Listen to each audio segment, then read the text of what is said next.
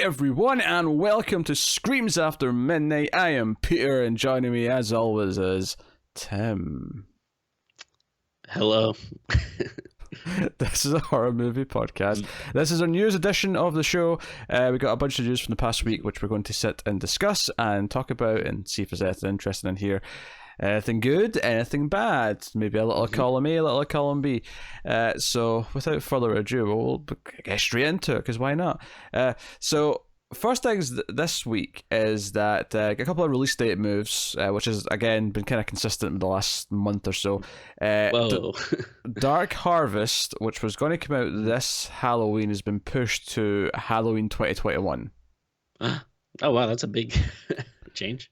Yeah. Well, I don't know if it was actually officially set for this year, but I think everyone was assuming it was coming out this year because it's set during Halloween and they were shooting it, in the first couple of months of the year. Okay. But MGM have officially announced it's going to have a release date of September 24th, 2021. This is the one based in the book, set during Halloween of 1963 in small Midwestern town, where teenage boys eagerly square off with a butcher knife wielding October Boy, aka Old Hacksaw Face, aka Sawtooth Jack. So what's an October Boy? What does that mean? I think that's just his name. Like, that's what the press call this urban legend. Cool. He's October Boy. He's not a October Boy or an October Boy. He's the October Boy. The October Boy. Yeah. Okay. That's how he says. Sounds very menacing. Well, obviously, it's not a good name because they named him twice more. Right. Cool. I mean, I didn't read the book. I don't really know anything about this. I wonder if this means because they weren't able to finish some production stuff, or is it because people are worried that we might not even have theaters back and running by October? Or I've got a funny feeling this is more to do with the production side than it is to do with the worried about September's or October rather. Is theater? I mean, we might still have that problem in October. Don't get me wrong, but given that they only just started shooting a couple months ago or last month or whatever, there's a good chance it was probably it's the actual production or the post production that's been interfered with, and that's why they've pushed it. And I guess they're smart enough to realize that there's no point in releasing a Halloween set movie in March, so they're let's just push it to next October. Makes sense. And the other thing that's being pushed is an M. Night Shyamalan thriller. Yeah. Universal had two on the books. They had one for February 26th, 2021, and one for February 17th, 2023. Apparently, he's a reliable February director for them now. But the first one, due to everything being delayed and productions being delayed, the one that was set for 2021, we don't know the date or anything like that, or the title, sorry, anything like that yet. But they can't shoot it as they were planning to, so it's being pushed into later. I'm sure it said. I think it's been pushed. Yeah. I know it does. For some reason, I thought it said pushed into 2022, but it just says pushed out of its date, so it could still be coming 2021, but just much later. Okay. But yeah, so that's another delay for you. I find it interesting that a lot of these studios can't find ways to film, yet we are, recording every week. Well, Tim, I don't want to call us heroes. or dare I say superheroes for continuously giving content out in this time of need when everyone else is too much of a coward to go and to make stuff. But I mean, maybe we are. Yeah, maybe we are. If people want to call us that from now on, that's I won't argue with them. No, please don't. Please don't call us legends. Please don't call us heroes or saviors. Sure. Yeah. We don't need these titles. October Boys. Next up, so here's the start of the meeting news here. Hellraiser. Yes. A franchise which we are conveniently working through anyway. So by the time this is finally made, hopefully we're all caught up and ready for this new one. But so according to the Hollywood Reporter, they've broke some news this week that the filmmaking team behind Sundance Film Festival sensation The Night House, which obviously we've not had a chance to look at yet, is reuniting to tackle a remake, or the word used here specifically is reimagining, of Hellraiser. So David Bruckner, who directed Night House and The Ritual, that part's not bad. You like The Ritual? Yeah. Yeah, no, I loved it. No, like to me, this is great news. Oh, okay. Yeah, I heard about this. I think it's relatively new. It's just like the last day or two, but I think this is awesome. I really, really, really love The Ritual. It's probably easily like one of my favorite horror movies of the last couple of years. He also Uh, did a segment in Southbound as well. It mentions here. oh yeah. I should go back and I think they did some stuff in VHS too, possibly. Um, I think so, yeah. The screenplay is going to be by Ben Collins and Luke Piotrowski. So, yeah. So, interesting. It's one thing, because obviously I like The Ritual as well. I think it's an interesting directing choice for a Hellraiser movie. I mean, I don't know if I want more Hellraiser movies. Like, I feel like there was one great Hellraiser movie. It didn't really need sequels. There's still like 9 of them anyway. Yeah. I mean, I think there's potential here. I don't know. I mean, I don't know what they mean when they say reimagining. Like, I don't know. Maybe just make another movie. I don't think it's a. I think it's a premise where like, we don't need to do a remake or reboot or reimagining or whatever. You can just make another movie. Like, all the movies are like kind of, except for like the first 3 really. Like they're very disconnected. So like all you really need to do is like, hey, we got the puzzle box, the Cenobites, like you can think of different scenarios with them. So like you don't have to actually. To be fair, that may be what this is. They're just calling it a reimagining because they didn't know how else to promote it. Like it could just be a case of it could even be a loose sequel to the first one, really. I mean, if someone finds a puzzle box, maybe there's a reference to the first movie. It could be one of these kind of like, they're calling it Hellraiser, but it's kind of like Halloween 2018, where it's it's actually a sequel. Yeah. No, that could totally be it.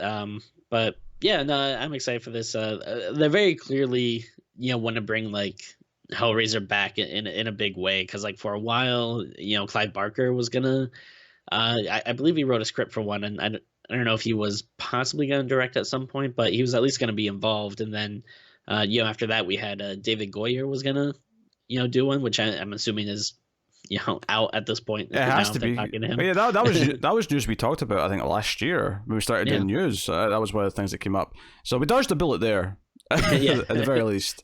Yeah, so this is like it's actually pretty cool. But yeah, I mean, they very clearly want him to be back and like as a big franchise. So hopefully this could end up being cool. Yeah.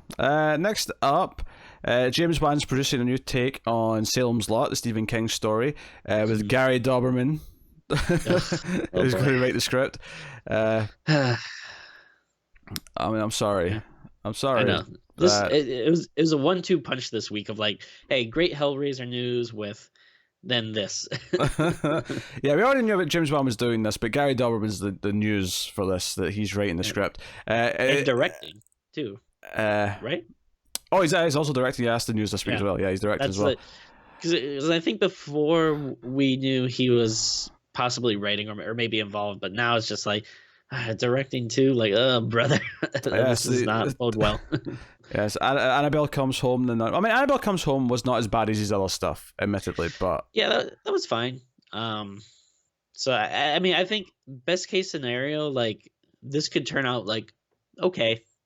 Like I think that's what I'm hoping for. But I mean, when we talk about like a lot of the Doberman stuff, we talk about a lot of the generic kind of tempered kind of jump scares and stuff that we just don't really like with like mainstream horror movies. So it doesn't really fill me with a lot of excitement. But I mean, I love Salem's Lot, so I'm excited that they're doing. I guess this will actually be the first big screen adaptation, because the other ones were actually TV movies, even though the original Tobe Hooper one is great. But I don't know. I just can't get too excited. There's a reason for us to do that Tobe Hooper movie before this one comes out, at least. Something come out of it. Yeah, so I think actually, well, before anyone corrects us, I do believe. I think maybe some parts in Europe did edit it into one movie that people watch. So, you can. I guess technically you could say. Look at Tim moving the goalpost to make sure that he can't be corrected. He's like, let me put these goalposts out. Just get ready though. That's a long movie. It's like 3 hours, I think. Oh God. Maybe we won't. Yeah, it's about a writer who returns to the town of Jerusalem's Lot, where he lived as a child, only to discover that everyone he used to know is a vampire. So it's a vampire story. There you go. The way they phrase it makes it sound like literally everyone is a vampire in the town, which is That's the not way the they've case. written. That's the way they've written it. I know, but that's not true. It's That's not me funny. embellishing it. All right. Speaking of remakes, I mean, technically all of these are remakes so far because we've already had Salem's Lot, we've already had Hellraisers. Now we have the others. We never had an October Boy before. That's true. That's true. Yeah. That's true. But the others, the Nicole Kidman movie from 2001, which I mean, that's 19 years old now, and it's making me feel old that movies that came out when I was like starting to be really aware of movies are now getting remade. Sure. I'm like, God damn it! Oh, that was time's past. Stop it. So the others came back in 2001. Yes. Okay, there's a lot of trivia here at the start of this article and bloody disgusting that actually it's made me curious here. The others was released in theaters back in 2001. It was. So this was basically the draw for this movie at the time when it came out was that it was rumored to carry the trailer for Halloween Resurrection. Oh wow! You go. So Halloween fans wait to see the others for that reason. That's nothing but a sick joke. There's nothing but a sick joke there. So yeah, it was very successful. Although to be honest, I don't like that movie that much. Nor do I. Yeah, I think we were pretty down on it when we reviewed it in the show a couple of years ago. What? Did we review it? I don't think we did. Did we? I think we may have. I think we talked about it before because I know both of us are not big fans. I don't know if we ever actually reviewed it though. I am going to confirm this right now. I've got an A to Z list of Okay. our episodes. I'm going to look at it right now. Go to the O section. If it's not there, check under T. I put my alphabet in properly. Thank you very much. Oh no, I think no, you're right. We never did it. For some reason I thought we did. I think we've talked about it before. But yeah, it's been a long time since I've seen it, but I just remember it being kind of boring and I remember the twist. Just I won't spoil what it is, but I remember the twist making my eyes roll because it was like, yeah, of course, yeah, obviously. Like I remember thinking what the twist was like the whole movie. I think this was like one of the first movies where, I saw it and I could like kind of see the ending coming and like, yeah, it was very eye rolly and yeah, it's like let's see, 2001. What I would have been about 14, 15, I guess when it came out. And yeah, that was like one of the first movies I remember being like, oh come on, so obvious, like. Yeah, I'd have been 12. Well, I didn't see this till I was like 25, but still, I never saw it when it came out. I saw it much later. But yeah, so yes, there's going to be a remake of the others. LA-based Sentient Entertainment has won the remake rights to Alejandro Anabar's Timely Self-Isolation Tale. I keep seeing articles this week on the internet saying, "Oh, movies to revisit with current quarantine." And obviously, I'm never against someone recommending Rear Window, right? Because it's a 10 out of 10 masterpiece of a movie. But people really try to like mold their content to fit the current climate. It's just kind of amusing. Just reminded me of a piece of garbage I watched this week. Is this something you can reveal? Are we talking about this? Are you going to mention it later? Are we talking about what we're watching this week? I'll mention it, yeah. All right. Just checking. All right, so Others remake, I mean, I don't want to say it can be worse, because it definitely can be worse than the original, because the original's not a terrible movie. I just really don't like it. But, I mean, I'm not really looking forward to another version of it either, so... Yeah, I mean, I wonder what they'll do. Like, the first one feels like more... Like, it doesn't feel very horror-y, Like, it feels more like a drama movie with a few supernatural elements. But I wonder if, this one is going to try to lean more into the horror and make it, something more along the lines of like a Haunting of Hill House or something like, with spookier stuff going on. I feel like I don't know. You're being very glass half full right now, Tim, and I don't know if I'm willing to take that leap. I mean, not saying that like I'm pumped or anything, but I don't know. I'm just curious what they'll try to do.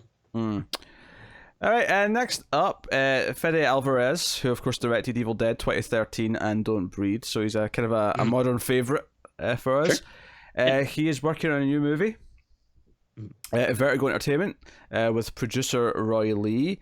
Do we have a title for it? Yes, we do. We have 16 States is the title, and it is a pandemic-themed zombie horror movie, written by John Requa and Glenn Ficarra. So, very interesting. I mean, their credits are Jungle Cruise, which isn't out yet, and This Is Us, which is like a drama TV show that's like really sort of like nostalgic, or not nostalgic, but it's hard to describe. There's a tone to This Is Us that I can't put into words, but I know exactly what it is when I compare it to something else. Anyway, so Lionsgate are going to be distributing this, and here's what we've got for the story so far. As for the plot, it revolves around a pandemic, reports the Hollywood Reporter, who adds this time with zombies, with a story of a mother trying to reach her family at the center of it. So it sounds like a zombie movie.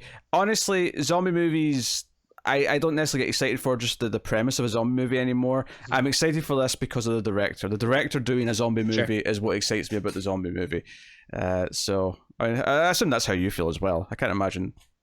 Yeah, no, I mean, I love, the Evil Dead and Don't Breathe. So, he's pretty much got a blank check for me that, hey, if he does something, I'm going to check it out. So I'll at least give it the benefit of the doubt for now. Yeah, like you said, it's a, zombie stuff can definitely be cool, but, yeah, unless you have like a really specific hook or something, like it's not, it might not get you right away. Yeah, but every so often you'll have a Traity Basan or a One Cut of the Dead that sort of like goes, oh hey, there's still good zombie movies. It's not a genre, because I feel like I'm way more sick of like supernatural movies now than I am of zombie movies.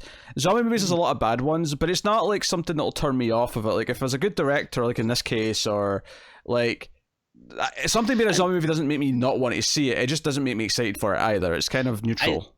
I think the problem is that zombie movies a lot of times tend to be very gimmicky. Mm-hmm. Like when was the last time we had just like a Romero zombie movie where it's just like Night of the Living Dead or Dawn of the Dead, where it's just people holed up fighting zombies? Like I feel like you don't get that. It's always like, all right, it's strippers but they're zombies, or it's a it's a rom-com but with zombies, or you know what I mean? It's like, are you dissing Shaun of the Dead? How dare you?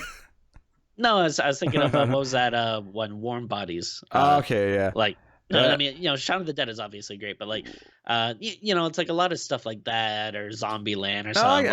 I get you, yeah. There's a lot of gimmicky stuff. I mean, I suppose you could technically say Traity Basan because it's zombies on a train, but honestly, the train functions as a place to hole up against the zombies just as well as the house does. Totally. So like, a lot of gimmicks okay. I think that I think they get a bit cute with it when it gets to stuff like Warm Bodies. Right, like I feel like that's kind of a lot of the stuff you see. Or like Anna and the Apocalypse, like another one we did. Like there's a lot of stuff. But I'd like to see like just another like straight up like Romero zombie movie, like could be pretty cool. To quote a modern poet of the 21st century, the angry video game nerd, that makes me want to have an anal evacuation. All right, that's what that movie does to me. Oh my goodness. Okay. Say what you want about Angry Video Game Nerd. The humor not for everyone, and it's not all of it's even for me. But every so often he'll come out with a humdinger like anal evacuation, which just cannot be ignored. Anyway, so yes, Fede Alvarez is doing a zombie movie, and that's Fede Alvarez being attached to something's enough to be excited, I think. Totally. But there you go. Next up, there's going to be a fifth Purge movie. I had to count. And it's got a title. So it's still slated for a release on July 10th, but it's probably not going to make that date. So it'll probably get pushed. But they've got a title. So obviously we had The Purge, we had The Purge Anarchy, The Purge Election Year, and then the first Purge was the fourth one, which I've not seen yet. We never actually got around to reviewing that because we just didn't care enough. I saw it. And then the fifth one is going to be called The Forever Purge. Oh, okay. So it's the Batman Forever of the Purge franchise. Cool.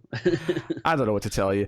I mean, I'm not particularly excited because I wouldn't say excited, but I feel like the Purge movies are reliable. Like they're never Oh sure, I great, don't but hate them by any means. I mean, I think yeah, 2 and 3 are, you know, enjoyable but enough for what they are. they're watchable. Like I think that's like great streaming stuff. I actually started watching the Purge TV show, which is like not that great, but No, it's if it's anything like the Mist TV show that the same oh channel god, also did, then no, no, it's not that bad. I don't think anything is that bad, okay, honestly. good to know. Good to know. I will probably end up watching. I only watched the first episode of The Mist, but I probably will end up watching the whole thing now that. Why would you do that, Tim? Because Respect yourself, damn it! Respect yourself. well, I'm like literally watching everything during quarantine. It's like, that nothing is safe from my eyes. Well, moving on then, we shall look at Dave Franco's directorial debut, Yes. which he's going to direct a horror film called The Rental, which is going to star Alison Brie, which is his wife, so I mean, I guess that makes sense. Makes sense. And also Dan Stevens, who we've seen a bunch of stuff as well. So, yeah, IFC has acquired the US rights to this. The release is planned for later this year.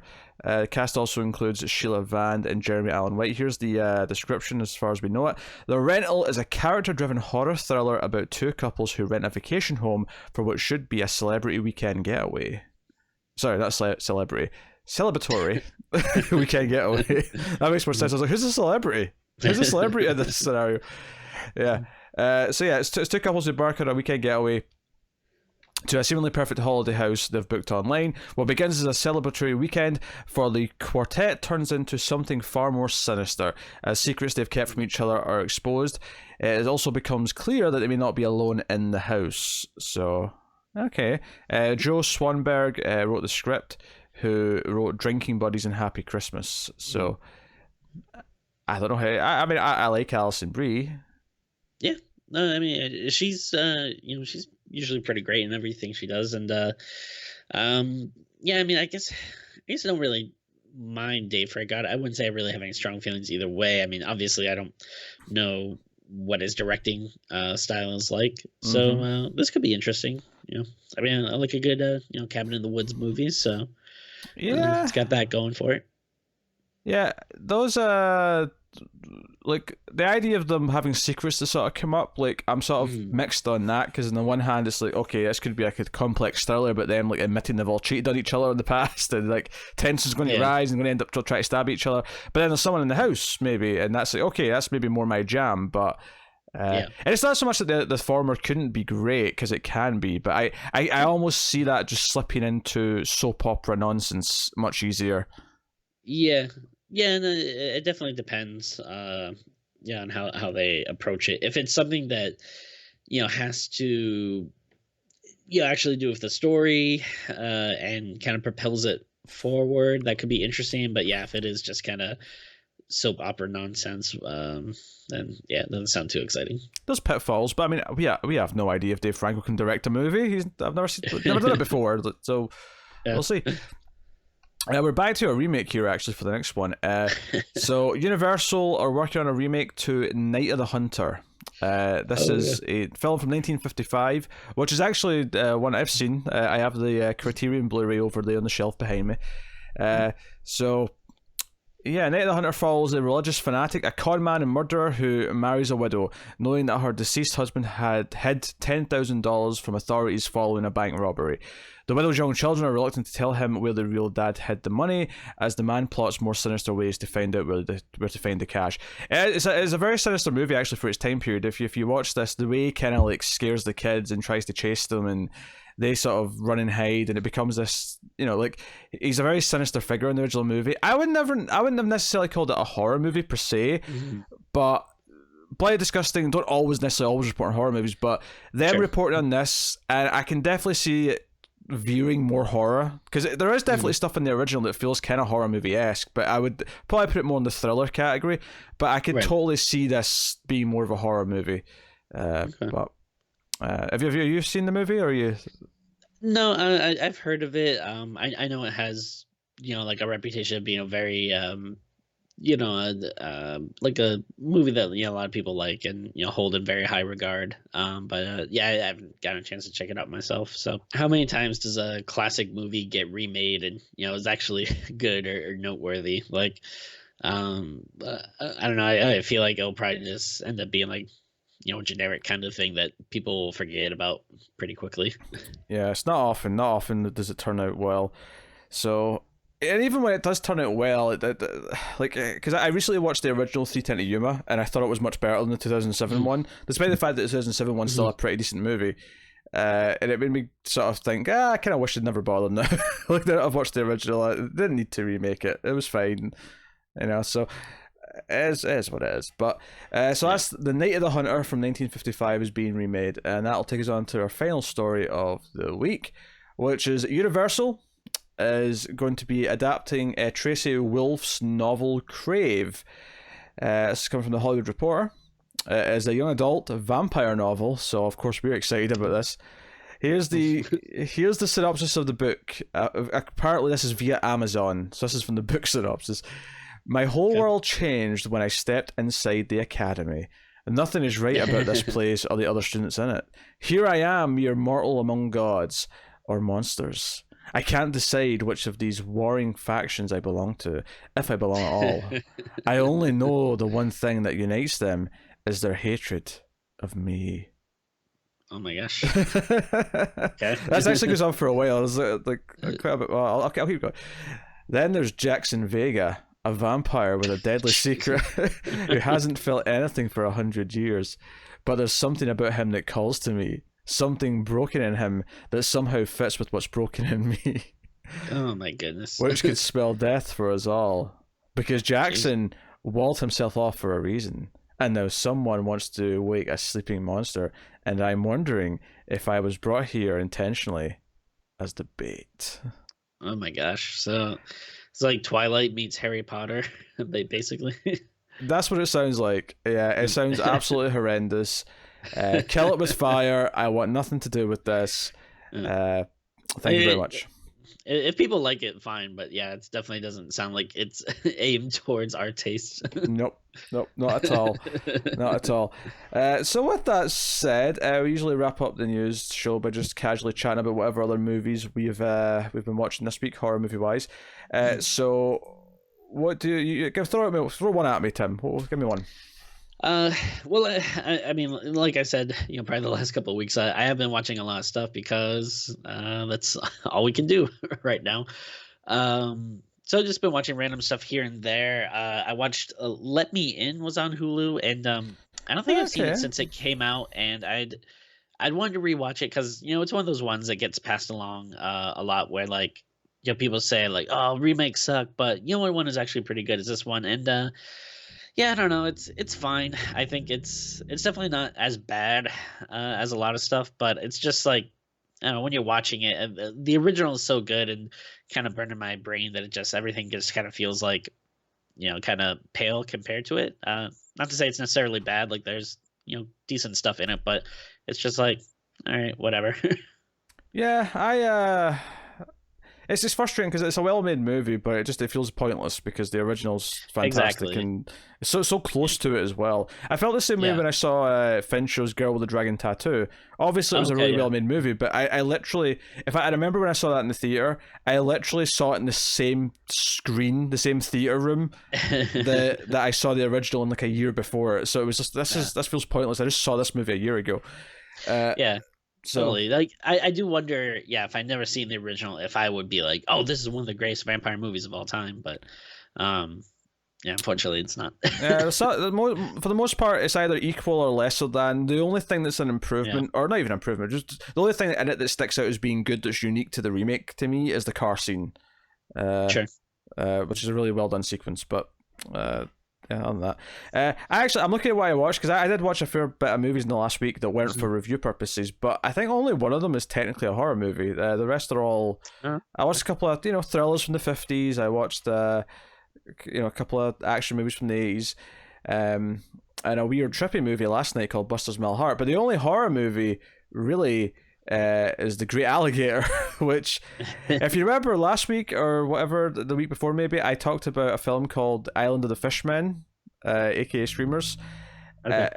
This is from the same director. This is from 1979, and it's basically Jaws ripoff made by an Italian director. Everyone's dubbed, you know the drill.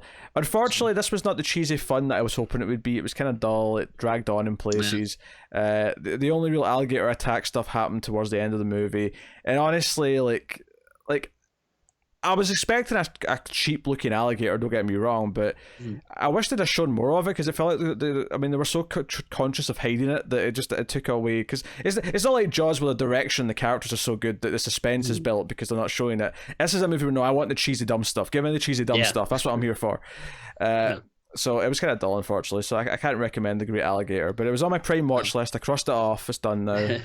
Yeah. So. Sometimes that's the best part of these movies, just crossing them off the list. Yep. I watched one I know you liked. I finally got around to checking out Transfiguration. Yes. Yeah, but it was really good. I wouldn't necessarily call it horror. There's definitely horror parts to it. I'd say more of a drama to me, but still really good. The two main leads in it are really, really great, and yeah, it's definitely a depressing story, but it's very captivating though. It's like it's kind of sucks you in.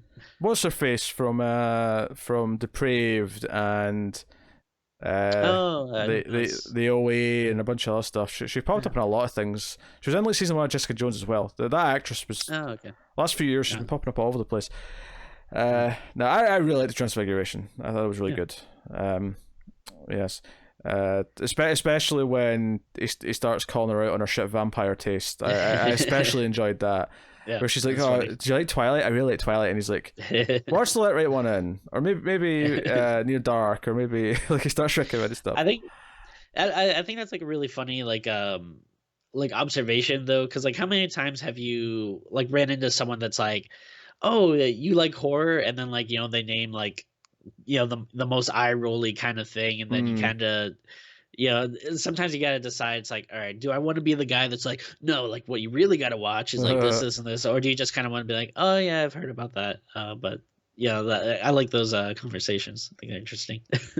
I don't know if I describe them as interesting. I find them frustrating because I'm like, because you put me in an awkward place where you're trying to be friendly and connect with me over something I like, but you're giving me an example that I despise, and I don't want to be a dick and shut it down and be like, you peasant, we coming at me here, you pleb with your mainstream trash. It depends on like it depends on like how well you know the person and stuff, and it's like, all right, do I want to get into a conversation with this person? But one day when we do Transfiguration on the show, I do have like my cut of the movie. There's one alteration I would make, just one small alteration I would make to something at the very end. It's not even like a cutting a piece of footage or adding in a scene. It's merely adding a little bit of text to something in the frame, and it would make the movie perfect. Cool. And then I watched a couple other things too, just like random stuff on like Hulu and Prime. I watched this a Killer Bee movie called Stung, which is kind of interesting. It has Lance Henriksen in it, and it's basically like this catering party for like this rich person, and then there's these like mutated killer wasps. There was some fun stuff in it. It was kind of generic overall, and like some bad CGI, but there was some cool like practical effects too, like because at some point some of the bugs get like really big, like big like Resident Evil sized kind of bugs, and like the main guy is kind of like transforming into a bug, so it was cool, but it wasn't like great or anything. It was decent enough. I watched Almost Human, which was I think is Joe Bagos from Bliss and BFW and stuff. Okay. I think that's his first movie, which I actually didn't realize. He's from Rhode Island, and one of the a person that I know that I did like comedy with is in the movie. But it was pretty decent. Like it's obviously his first movie, so it's pretty like low budget. You can kind of tell that that they're not working with a ton. But it's like an alien abduction kind of movie, and but there's some cool like practical effects and stuff in it. It was decent watch as well. And then the huge like piece of shit thing that I watched, so that I referenced earlier, was again, just looking for stuff to watch, and then on Hulu they had I don't know if you've heard of these movies, but there's like a couple of movies. It's like Night of the Living Dead, and then like something else. Like this was Night of the Living Dead Resurrection, I think. And I think there's like one or two other Night of the Living Dead movies, which I'm assuming is just people just using the name or whatever. But this was absolute garbage. It was I think it takes place in Wales, I want to say. It was like it's definitely like a UK movie. Say no more, Tim.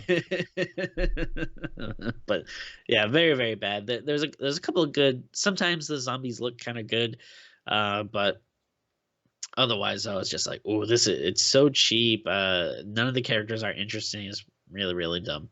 So I absolutely hated that movie. But I guess the only other thing would be that I've been playing more Resident Evil 3. Of course you have, yeah. I think I'm done with it for now. I beat it 6 times. And I had fun with it. I'll go back to it at some point, don't get me wrong, because it's fun to replay, but we'll talk about that in full at some point. We'll do a special we did for 2, but no, that's good stuff. All right, that's basically it then. That is our news episode for the week. So thank you very much for joining us. Do like and subscribe. Let us know in the comments what you thought of the items. Of course, you can support us on patreon.com/MailFuzzTV. You can support us for as little as $1 per month, and you'll get an exclusive bonus episode of Screams After Midnight. Every month you get an extra movie review. Plus, the $5 tier, you get to get early access to all the movie review episodes, and you get to vote once per month on an episode. So go and have a look and see if you're interested, and keeping all the content coming. And of course, those benefits extend to other shows we do as well. I'll mention the Atomic Cinema Experiment, the sci-fi movie podcast that I did with Tara just now, because we just did God Told Me To. We're doing a 70s month right now at the time of recording. I think by the time this goes up, it may actually be like into May, so it'll be over. But God Told Me To just went up recently at the time of recording, and that movie is bananas. So if you want to, what a wild ride of a movie, yeah. God Told Me To. So yeah. Otherwise, though, that is us. So thank you very much, guys. On Twitter @ScreamsMidnight. All right, thank you very much, guys. We'll see you next time. Keep watching scary movies. Goodbye, guys.